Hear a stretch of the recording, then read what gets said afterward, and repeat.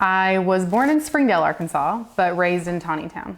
My parents were Kara Jo McKinley and Thomas McKinley. My father's parents were Jonelle, his mother is Jonelle Fuller Solons, and his father was Eugene McKinley. My mother's parents are Lois and Mike Artemani, or I guess more correctly, Mike and Lois Artemani. So I have one sibling, Derek McKinley, and it was just the two of us, and he is 3 years older than me. We grew up, but we have lots of, cousins and things like that, but we grew up, not really in the large Catholic family, Italian family that most of them remember. It was just the two of us. We didn't really have, I guess, a family business. My dad and my mom actually met and worked together at Willis-Shaw Trucking in Elm Springs. And so they did that my whole childhood. But my grandmother, Lois, she worked at Mary Meister's in Tontitown. She thought she was the boss.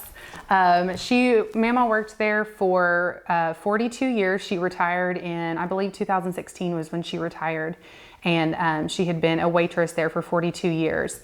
And so when she first started working there, she was working under Miss Mary Meister's, Mary Meister. And so she was there for all of the changes. And so she got to, she was there from, all of it whenever it went from Miss Mary's home and restaurant to just being the restaurant after she passed. So she was there for a really long time. My mother and her siblings grew up going to eat there, in the evenings when she was working after school. So it was a very close place. Mary Meister's is a very close place in our hearts to our family. My mama worked there at the Rock House, more of the stories, I guess, that I remember hearing about, because I wasn't around when Miss Mary was alive. But my uncle will talk about how he used to go there and visit, and the little side part where Miss Mary lived, about her flowers just being gorgeous there in her flower bed.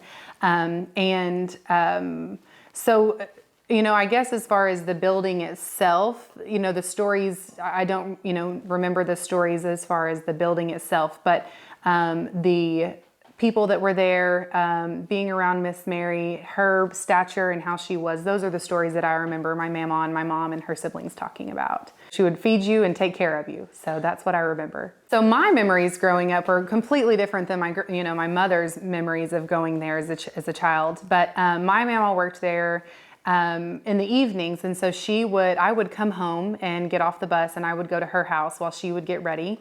And then after she would get ready, she would leave about 4 o'clock in the afternoons. And so we would go up to Mary Meister's to visit with Mama more than we would to eat. And so we would go up and, I always just remember feeling really cool because I got to go in the kitchen and, I knew where the rolls were and I knew where the green olives were for the salad. And so that was one of my favorite things. But we would always go up, and they had a table in the corner. I remember specifically the table that was in the corner that none of the customers ever sat at. It was only for, the waitresses and stuff like that to go sit at and visit and get things taken care of. And so we would just go over to the table and sit and visit with the ladies and visit with Mama, and she would have her cup of coffee. And back in the day, the ladies would have their cigarettes too. Of course, they weren't able to do that up until, a few years back. But yeah, so I remember going up and, it was just a very casual. Most of the time when people think of Mary Meister's, they think of a very fancy restaurant, fancy building, and fancy dinner, but it was always just a very casual going to see grandma thing for me. But of course we did do lots of celebrations up there, and that was where we had birthday dinners and family gatherings and things like that as well. So we had the casual memories as well as the special memories there. I actually, whenever I was probably too young to be working, I started working at the Tontitown Flea Market for Jim and Kathy Miller. And so that was one thing, that was my main, I babysat a lot for a lot of the families around here, but making money, my job to make money was working at the flea market. I worked there every weekend all through high school and actually through college. So I began working there in 2003, I believe. And actually still to this day, we go up there and visit and catch up and sometimes fill in if she needs me. So that was my main job, was working up there. So my memories growing up, I remember actually, I guess just coming from all of my friends living in Springdale, not all of my friends, but I had a lot of friends that lived in Springdale and around. But my memories were not having a grocery store. And so I can remember if we wanted to, go to the grocery store, we had to go to town, is what we always called it. We were going to town. And so we had to go far into, as now it's just, right down the road, but going into Springdale to go to the grocery store was a big thing. But Tontitown, it's just a big family. And so we grew up, walking out the door, we waved at everybody going down the road. Everybody went to church together. It was just, your typical small town. Everybody was family here. And anytime we needed anything, we had our family, but we also had our friends that were, like our family. And so I just remember it being very quaint and peaceful and, everybody helping each other whenever we needed anything. Growing up, we didn't have very many stores in Tontitown. It was a very small, we had just a few small things, but we didn't have, we didn't have a lot of stores. I know the one thing that I remember whenever we would have our farm days where we were working on the farm, we would go up to Woody's and have a burger. And so that was always, kind of special. We didn't have Sonic then, we had Woody's. And so we went up there and would get a burger on Saturdays or Sundays when we were working around the farm. We would go to the flea market and go shopping at the Tontitown flea market. And there was only one place to get gas and get a fountain Coke, and that was at Z-Mart. And so those are really the three main places, I guess, that we went to. I lived in one home growing up, and my mom still lives there today. We lived on Ardamani Road. So we grew up on Ardamani Road with all of the Ardamanis. And so my mom's grandma and grandpa, Beato and Violet Ardamani, they had their homestead here. And so their three children, my grandpa Mike and his two sisters, Imogene and Philomene, they each got, a little piece of the land from their family or from their mom and dad, my great grandma and grandpa. And so from there, my mom and her siblings, a couple of her brother Larry and her brother Scott, bought part of the land from them too. So I grew up with my two uncles and my grandma and my mom all living on the same street. So we all lived on Ardamani Road, and they still to this day live there. In 2014, we moved to West Texas, to Amarillo area. My husband is in the oil field, and so we moved there for his job. We ended up relocating to Oklahoma City in 2016 for a couple of years, and we just recently this year moved back here to Tontitown, and we officially have our address and are about to break ground on our home here. So I will also be raising my children on Ardamani Road. So I'm very excited and looking forward to that. Tontitown is home, and everybody that has asked me that has asked me why I wanted to go home so badly and why it was so important to me to get back, to Tontitown, is because that's home. It's where my mom lives. It's where my brother lives. It's where my aunts and uncles and my cousins live. It's where all of my memories are, and it's where I have always pictured raising my family. And so when whenever I made the announcement that I was coming back to Tontitown, everybody said, welcome home. That was what friends and family from everywhere, that's what they were telling me. Everybody in Tontitown, welcome home. And so being back in Tontitown was very important to me because it's home. And that's where I am, and I'm excited that it's going to be home for my children as well. So my grandpa Mike Ardamani, he went to school in Tontitown. My mom went there growing up, and she used to tell me all about the nuns and the nuns that taught her in school. My grandma Lois, she went to school in Fayetteville actually, but then my mom ended up, I believe, in junior high, switching from Tontitown schools, and then they went to Springdale, and that was standard for everybody at the time. So she has a little bit of both. She has the Tontitown school, in her blood, but she also has some of the Springdale Bulldogs in her. She was a Springdale Bulldog through high school.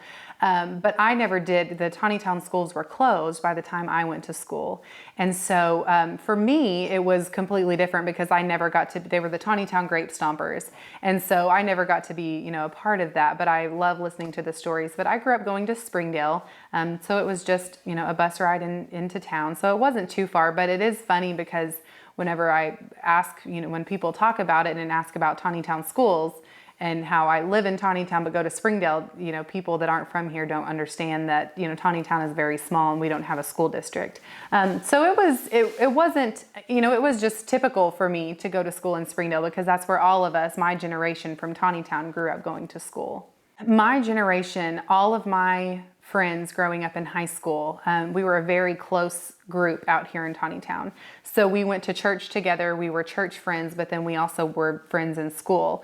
So everybody knew who we were, the Tontitown clique, you know, everybody talked to us, you know, about us, but we were not treated differently. We were, you know, we were known as the Tontitown group and the Tontitown kids, but it didn't make us any different. We were still, you know, as far as our friends and our generation, we were still just a part of Springdale as they were.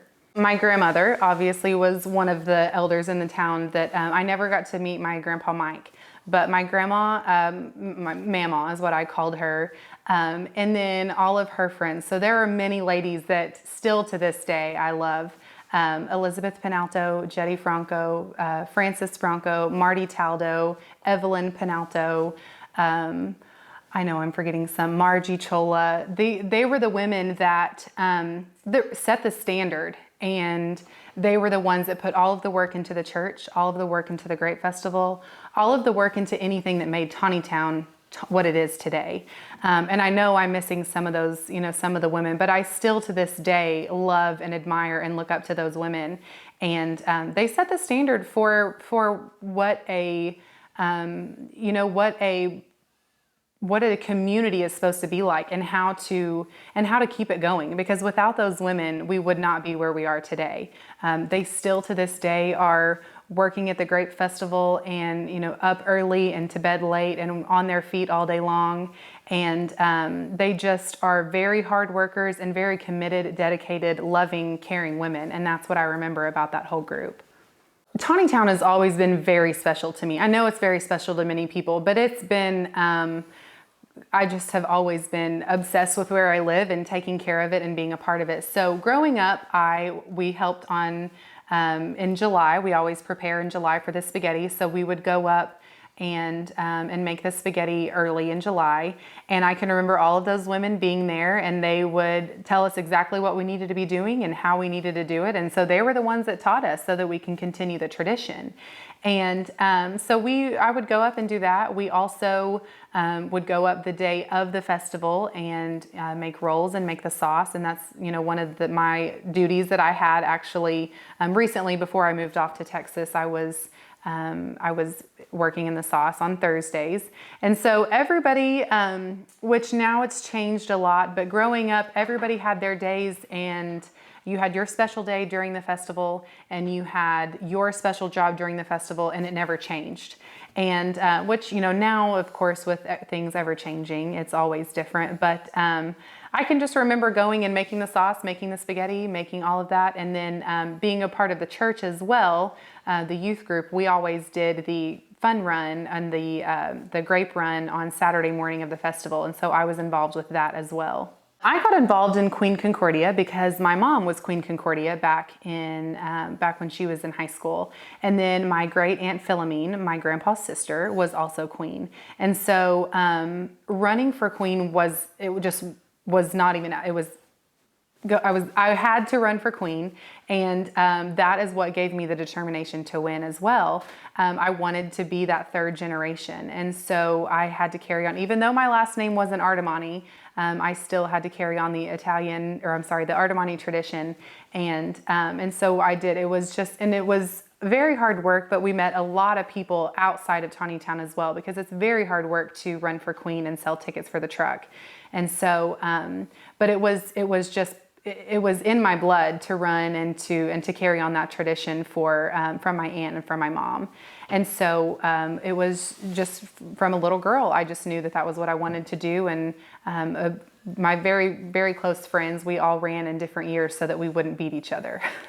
all of my memories are at the Grape Festival. Every year, that's what we did. We went all 5 days a week, but I don't have any, particular special memories with the exception of, being with my best friends, being with family, and it was just one large family reunion going to the Grape Festival. Everybody that had moved away and, that was from here, from Tontitown, but had moved away, they were coming home, and it was just a big homecoming and reunion for everybody. And so it was one thing that I especially loved. St. Joseph's Catholic Church was the only church in Tontitown up until recently. And so when you think about Tontitown, it's hard to think about Tontitown without thinking about the Catholic Church.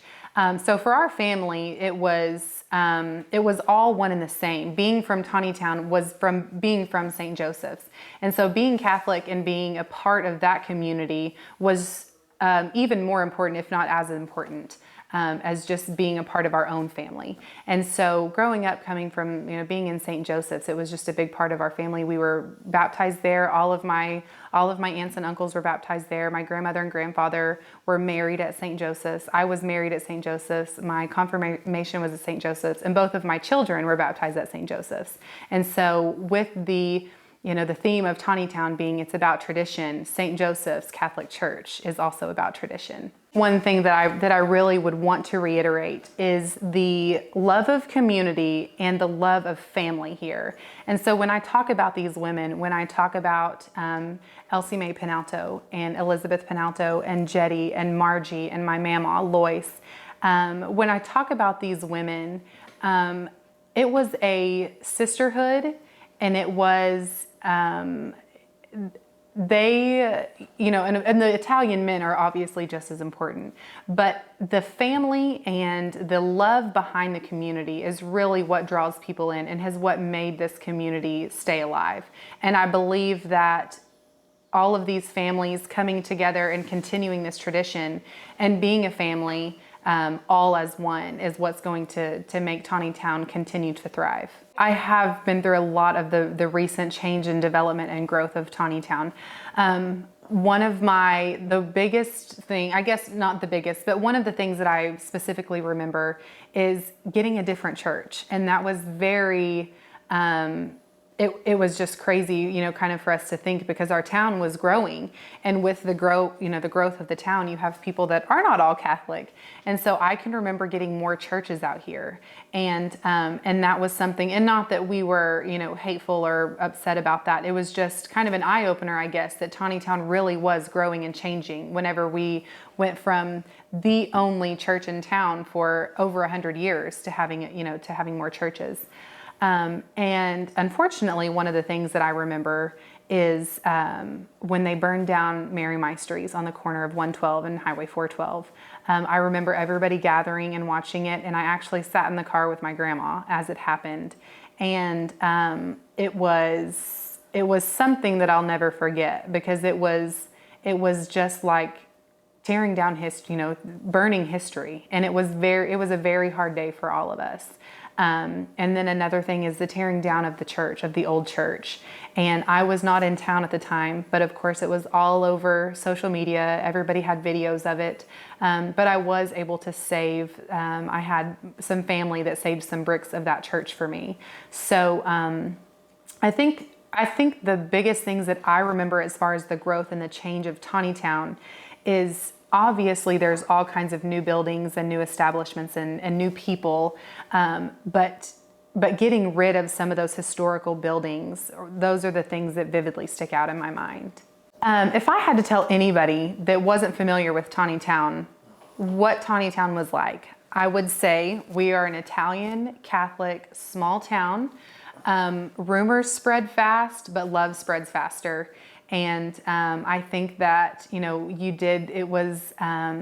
it's just your typical small town, but everybody is family. And so that is one thing that, family and community, along with the church, is what makes Tontitown so special, is we're all one big family, one big community, and part of the church. My favorite thing about Tontitown is the people. The people have been family. We have all the generations of family and people.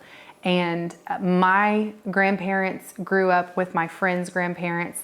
And then they had children, and their parents grew up with my parents, and then they had children, which are my friends now, my generation.